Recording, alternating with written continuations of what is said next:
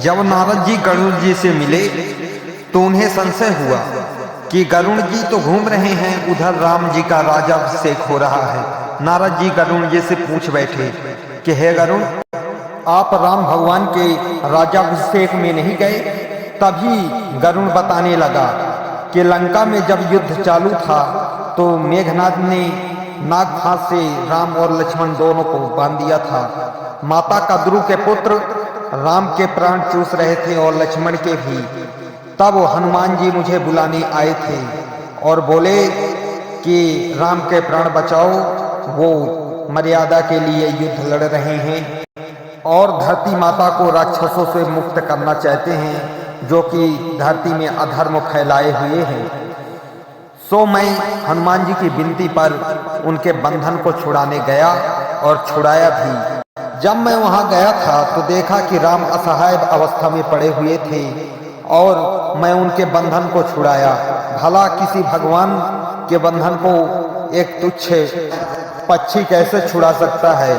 यह सब सुनकर नारद जी को लगा कि ये माया से ग्रसित हो गए हैं भगवान के, और उन्होंने कहा कि तुम्हारे अंदर बहुत भारी रोग हो गया है, तुम भगवान शंकर के पास जाओ और तुम्हारा संदेह वही नष्ट करेंगे।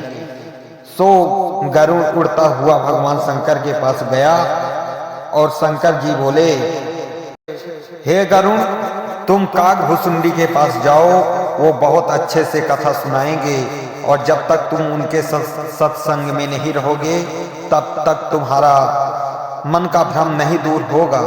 गरुड़ भगवान शंकर की बात मानकर कागभुसुंड के पास चला जाता है। इधर माता पार्वती भगवान शंकर से पूछती हैं कि हे प्रभु, आप तो गरुड़ के मन के भ्रम को दूर कर सकते थे, फिर उसे कागभुसुंड के पास क्यों भेजे?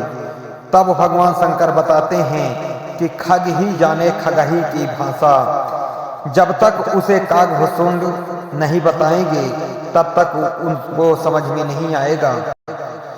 गरुड़ पक्षियों के राजा हैं और कागभुसुंड एक प्रजा।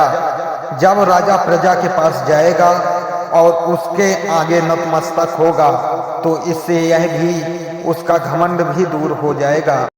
और वैसा ही हुआ। जैसे ही गरुड़ जी कागभुसुंड के आश्रम के पास पहुंचे तो देखे कि उनके मन का भ्रम पहले से ही दूर हो गया था, क्योंकि कागभुसुंड बैठे हुए थे और कागभुसुंड भारी विनम्र भाषा में गरुड़ जी को देखकर प्रणाम करते हुए अपने आसन से उठ बैठे।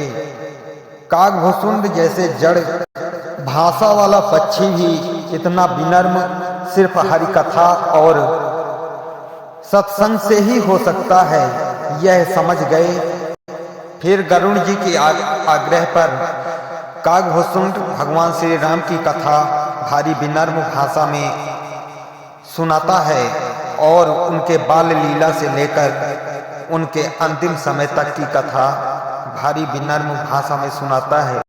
कथा सुनना बड़ी बात नहीं है, कथा को समझना बड़ी बात है।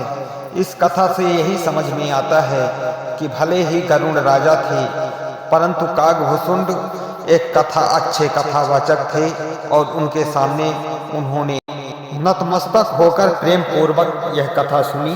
दोस्तों, यह कथा अच्छी लगी हो तो हमारे वीडियो को लाइक करें, सब्सक्राइब करें और कमेंट में जय श्री राम जरूर लिखें। इससे हमारा मनोबल बढ़ता है और नई नई रामायण की कुछ कथाएं हम आप लोगों के सामने लाते रहते हैं।